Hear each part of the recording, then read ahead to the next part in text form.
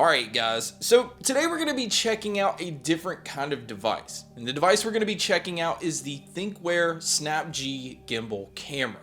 Now the reason this interests me is one, I'm into different types of cameras. I love to be able to get different angles and shoot in many different ways. So when I saw that the company ThinkWare, who's mainly known for dash cams, was going to be releasing this, I reached out to them to see if they wanted to send the camera for me to check out. They were more than willing to do it. In fact, they even sent basically like this big package that has everything included. So if you're looking at possibly buying this, it's available in 3 different variations. For like $350, you can get like the base package, and that's the camera with a battery. You get this little strap. You're not really getting much else other than that. But for $399, it's the dual battery setup. But what they sent me was the $499 package.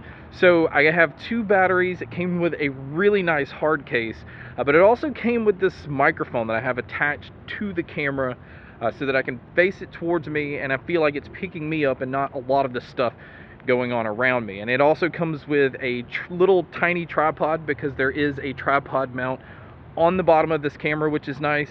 So for $499, it's pricey, but you're getting a lot more for your money.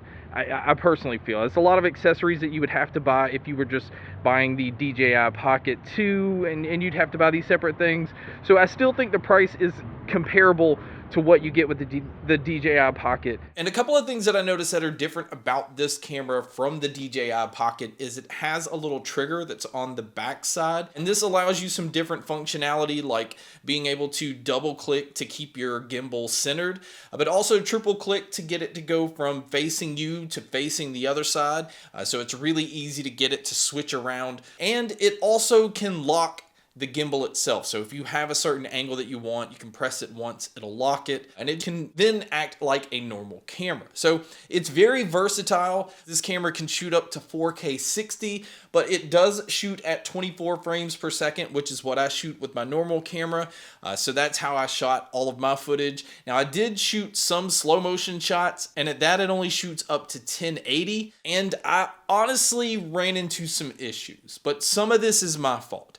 The original micro SD card that I was using had some very weird issues where it would just shut off the camera because it wasn't saving. It would just stop some of the clips that I was recording because it just couldn't handle it. It did randomly take a long time to save some clips. There were also some times where it was telling me to format the SD card when I really didn't need to. Because this camera does work with Snap-G's app, these are some things that they can fix with some firmware updates. But the app also allows you to be able to control the camera while you're away from it. So you can kind of move it to pan from one side to the other.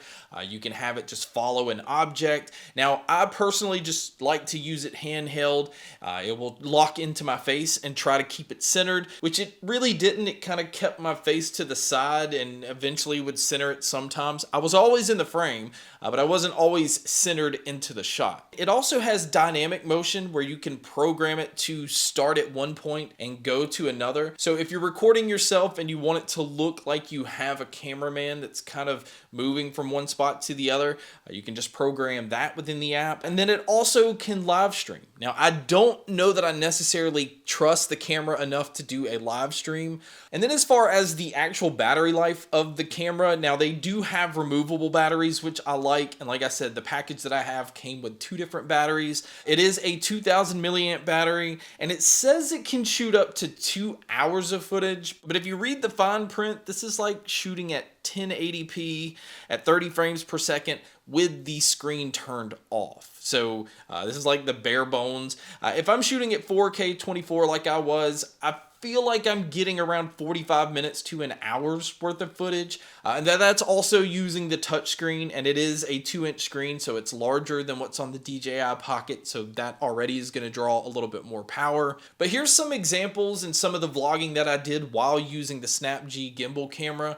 And you can see that the quality I feel like is there. I feel like the mic does a really good job of picking up my voice.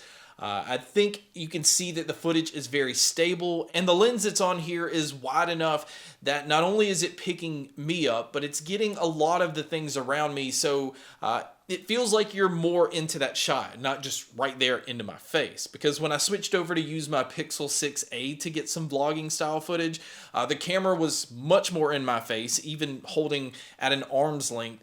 And I could see what the advantage was to having a lens that's this wide. But here's some of the test footage so you can see what I'm talking about. So today I'm going to try vlogging, and honestly this may be the only time I'm actually in front of the camera. I've always liked watching vlogs, but I've never been comfortable just filming in public. There's something really weird about it. So what I'm going to do is just take some footage around Universal. I'm going to use the slow-mo camera. This shoots in 4K at 24 frames per second, which is what I shoot anyway. So it's a good opportunity to kind of blend it in with normal footage. You may just see a lot of footage that I took and then me actually talking over it. I don't even know how good this microphone is. It really may not even be picking me up very well, so this footage might not even be useful.